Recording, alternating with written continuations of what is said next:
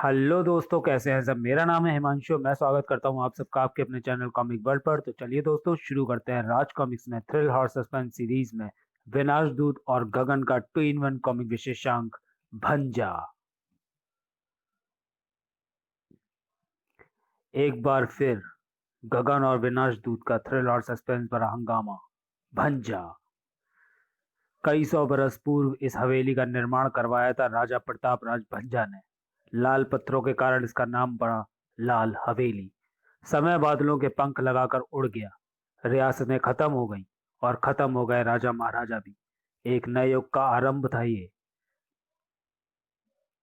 राजा प्रताप राज भंजा, जो अब केवल नाम के ही राजा थे। हमारी जमीन, हमारी खेती बाड़ी, हमारी दौलत भले ही जब्त कर ली हो सरकार ने, लेकिन हम राजा हैं और राजा ही रहेंगे। दोनों हबशी कब से प्रतीक्षा कर रहे थे उनकी। चंडी, हमारे काम का क्या हुआ? सब कुछ इस कागज पर लिखा है महाराज। कागज की तहें खोल डाली भंजा ने। मेरा काम तो हो जाएगा ना इससे। अब सब कुछ आपकी लगन व हिम्मत पर निर्भर करता है महाराज। इस कागज पर लिखे मंत्रों की मदद से अपना काम शुरू कीजिए, सफलता मिलेगी। और महाराज, अब हम और हमारा कबीला भी यहाँ नहीं रहेगा, क्योंकि आपको यह रहस्य बताने के बाद हमारा यहाँ रुकना असंभव है। उसी रात हवेली पर छा गए मनहूसियत के बादल। उफ, जाने में क्या, जाने में कर सकूंगा या नहीं। दृढ़ता सी उभर आई भंजा के मुख पर। करना होगा मुझे, करना ही होगा मुझे। अंगारों पर चलने लगा भंजा। कक्ष के दरवाजे की झिरी में आंखें लगाए खड़े थे हवेली के कई नौकर चाकर। पागल हो गए हैं क्या महाराज? अंगारों पर चल रहे हैं? उफ, और कितनी आसानी से। पाँव नहीं जल रहे क्या इनके? एक एक हरकत रहस्य से भरी हुई थी भूतपूर्व राजा भंजा की। उफ, अगर मैं ये करने में सफल हो गया तो सफलता मेरे कदम चूमेगी, और उसके बाद सिर्फ एक काम और करना होगा। खंजर को भंजा ने बड़े ही विशिष्ट अंदाज में पकड़ लिया। मुझे शक्ति दे शैतान चू हकला। जबड़े भिज गए भंजा के और अगले ही पल खचाक उफ तक निकली थी उसके मुंह से। झिर्री से जागते कई लोगों के मुंह से घुटी घुटी सी चीखें निकल गई। ये क्या किया महाराज ने? उफ नहीं! भक भक की ध्वनि के साथ जलने लगा अंगारों पर गिरता राजा भंजा का खून। मंत्रों का उच्चारण और तीव्र हो उठा। फिर एक झटके के साथ खंजर का फल स्वयं ही बाहर निकाल लिया भंजा ने। और अगली सुबह मिली लाल हवेली के एक नौकर की लाश। रात किसी ने दीवान चंद को मार डाला। एक बात पर गौर नहीं किया तुम सब में से किसी ने? इसकी हत्या का अंदाज देखो, आलाए कत्ल देखो। उफ, ये खंजर तो वही है जिसे कल रात स्वयं महाराज ने।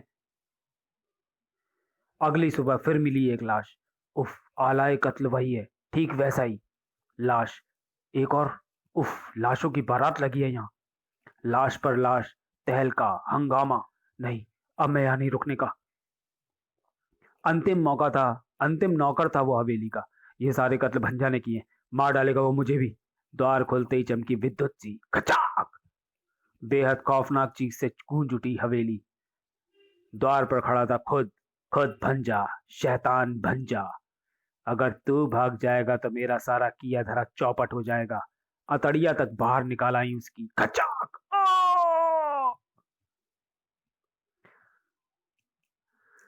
हवेली से उठती भीषण बदबू फैल गई आसपास के कस्बों तक। उफ, न जाने क्या हो रहा है लाल हवेली में। बदबू से दिमाग सड़ा जा रहा है। पुलिस को सूचना देनी पड़ेगी। लाल हवेली पर घेरा डाल दिया गया। ऐसा लग रहा है हवेली में कई लाशें सड़ रही हैं। बदबू से बचने के लिए मास्क का इस्तेमाल किया गया। भूतपूर्व राजा भंजा और उसके किसी नौकर चाकर के कई दिनों से हवेली से आते जाते नहीं देखा गया। अचानक दहशत से कांप उठे सब। साहब, उफ! Oh my God! रोंगटे खड़े हो गए उनके। जमीन से निकल रहे हैं वे साई। चीख पड़ा inspector Kambli. Search light on करो। आश्चर्य, केवल परछाइयां थी वे। खोपड़ी घूम गई इंस्पेक्टर काम्बली की। इंसानों पर गोली क्या असर करेगी जिनके शरीर से प्रकाश तक छन रहा है। चीख निकल गई एक सिपाही की। मुझे कुछ हो रहा है। हवा में कई फुट ऊपर उठ गया उसका शरीर। बचाओ, बचाओ! भूत चढ़ गया इस पर। एक भयानक चीख के साथ चिथड़े चिथड़े हो गया उसका जिस्म। बूम! भगदड़ मच गई अन्य सिपाहियों में। उफ, रामदीन के शरीर के अंगों की वर्षा। भागो, प्रेत लीला हो रही है यहाँ पर, प्रेत मार डालेंगे हमें भी, भागो, रुक जाओ। इंस्पेक्टर की तरफ बढ़ रहे थे वे खौफनाक साएं। गूंज उठी लाल हवेली धमाके से, थाए थाए थाए। गोली शायद काम कर जाए। बड़े ही चले आ रहे थे साएं। जान बचानी है तो भागो। और इंस्पेक्टर ये जा वह जा। आज बन्ने, चाकू, बाला और सोनी। बकअप बादशाह बकअप। बादशाह बादशाह। मरियल जीतेगा, मैंने 2 लाख लगाए उस घोड़े पर। उफ, अपना बादशाह पिछड़ रहा है बन्ने। अगर बादशाह पिछड़ गया तो लुट जाएंगे हम, बर्बाद हो जाएंगे। मरियल नहीं जीती वो रेस। बेड़ा गर्क हो गया हमारा। हम चारों के 10 लाख लगे थे बादशाह पर। उधार के 10 लाख बोल चक्कू। रेस कोर्स से निकलते हुए चिंता ही चिंता थी उनके चेहरों पर। अगर कल शाम तक बुल्टी दादा को 10 लाख ना दिए तो किसी ट्रक के नीचे कुचली हुई लाशें मिलेंगी पुलिस को हमारी। एक डकैती भी इतनी जल्दी इतनी बड़ी रकम नहीं दे सकेगी हमें। सोचो कैसे होगा इंतजाम। सोनी जल्दी से बोला, हमें अंडरग्राउंड हो जाना चाहिए। अपना आइडिया अपने पास रख सोनी। बुल्टी दादा से नहीं छिप सकेंगे हम। चक्कू ठीक कहता है। अपराध की दुनिया में रहकर एक जेब भी कतरेंगे तो बुल्टी दादा धर लेगा हमें, और फिर मैं तुम सबको एक ऐसी जगह बता सकता हूं जहां तक बुल्टी दादा क्या उसके फरिश्ते भी नहीं पहुंच सकेंगे।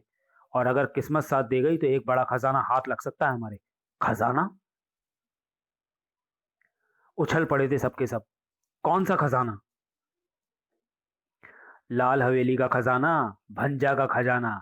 बनने की कनपटियां सनसनाने लगी थी। कौन भंजा? राजा भंजा। कुछ रहस्यमय घटनाओं के बाद जिनकी हवेली की ओर अब कोई झांकना भी पसंद नहीं करता। इंसान से बड़ा भूत भी होता है क्या कोई? कई कहानियों के साथ ही भंजा का खजाना भी दफन है लाल हवेली के इतिहास में। क्या तुम भूत प्रेतों को मानते हो? बस, फिर हम वहीं चल रहे हैं। अगर वह खजाना हमें मिल गया तो 10 लाख क्या चीज है हमारे लिए। आधा शहर खरीद लेंगे हम। एकाएक कार रोक दी उसने। बाहर निकलो। हमें कहाँ ले आए हो सोनी? लाल हवेली। उफ, तो क्या यही है भंजा की हवेली? ये तो सचमुच भूतिया लग रही है यार। यहाँ अगर कोई खजाना रहा होगा तो क्या अभी तक बचा रहा होगा? सब कुछ रहस्य की गर्त में चला गया था दोस्तों। हाँ, क्योंकि भंजा से रियासतें छीनने के कुछ दिनों बाद ही ये हवेली भूतिया घोषित हो गई थी। बाला ने शंका प्रकट की, अगर हवेली में जाकर हम भी रहस्य की गर्त में चले गए तो? बुल्टी दादा के हाथों मौत की गर्त में जाने से तो अच्छा रहेगा ही। मैं सोनी से सहमत हूँ। अगर कोई खजाना हाथ लगने की बात है तो फिर ठीक है। मैं भी सहमत हूँ सोनी से। इस कार का क्या करेंगे? इसे हम किसी पहाड़ी से गिराकर ध्वस्त कर देते हैं। बाहरी घाटियों की भेंट चढ़ गई कार। ये काम तो हुआ था।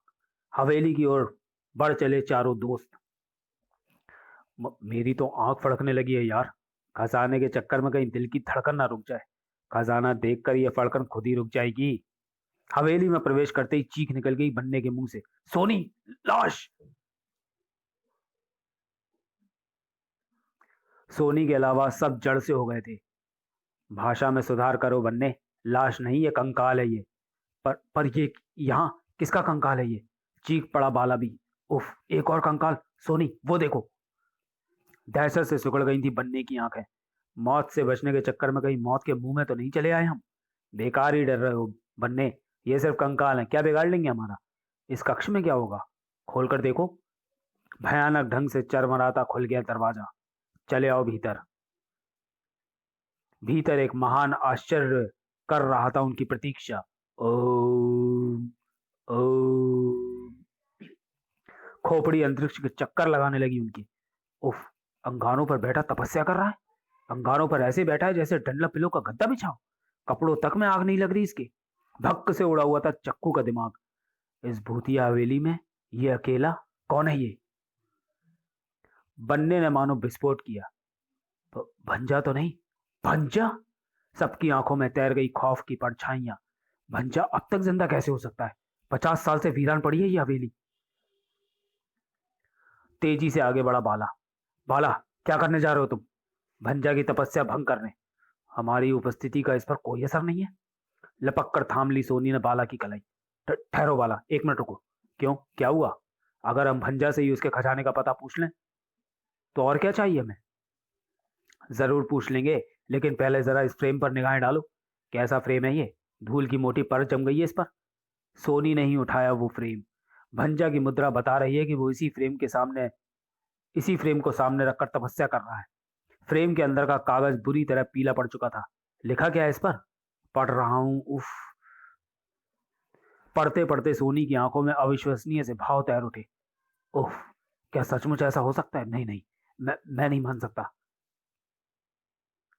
सस्पेंस की जाति के कारण फ्रेम ही झपट बैठा बाला। तुम तो बेकार सस्पेंस पढ़ा रहे हो, इधर लाओ, मैं पढ़ता हूं इसे। पढ़ने लगा पढ़ने लगा बाला उस फ्रेम में जड़े पीले जर्द कागज की तहरीर को। महाराज प्रताप राज भंजा को चुम्बाकू का प्रणाम। मैं चुम्बाकू कबीले का सरदार आपकी विशेष प्रार्थना पर आपको सोना बनाने की विधि भेज रहा हूँ, लेकिन साथ ही प्रार्थना करूंगा कि आप इस विधि से सोना बनाने के चक्कर में ना पड़ें। ये एक विभत्स प्रक्रिया है महाराज। आपको कई निर्दोष लोगों के खून से अपने हाथ रखने पड़ सकते हैं।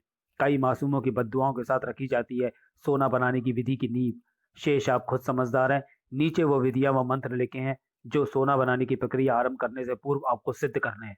आपका दास चुम्बाकू। बाला के बाद वह फ्रेम पढ़ते हुए बला किसी चमक उभर आई थी चक्कू की आंखों में। नीचे सचमुच सोना बनाने की विधि लिखी है क्या? दुनिया की सबसे बड़ी गप हो सकती है तहरीर। चक्कू ने व्यंग कसा। अंगारों पर तपस्या करता भंजा भी दुनिया का आठवां आश्चर्य हो सकता है, क्यों? और इसमें एक विधि ऐसी भी तो लिखी है कि आदमी अंगारों पर चल व बैठ सकता है। उत्तेजित सा नजर आने लगा चक्कू। मिल गया, हमें भंजा का खजाना मिल गया सोनी। और अगले ही पल चिहुक पड़ा चक्कू। तुम ये कब उठ गया तपस्या से? बन्ने, बाला, सोनी, उफ। इस फ्रेम को नापाक हाथ लगाने की चेष्टा की तुमने। चक्कू की गर्दन पर कस गया भंजा का पंजा। हिंसक दिखाई पड़ने लगा भंजा। वापस चले जाओ। भंजा की आंखों में खून उतरा हुआ था। चले जाओ, चले जाओ, इससे पहले कि तुम पर कहर ढा दे भंजा की आंखें, इससे पहले कि भंजा के सीने का गुप्त ज्वालामुखी भड़क उठे।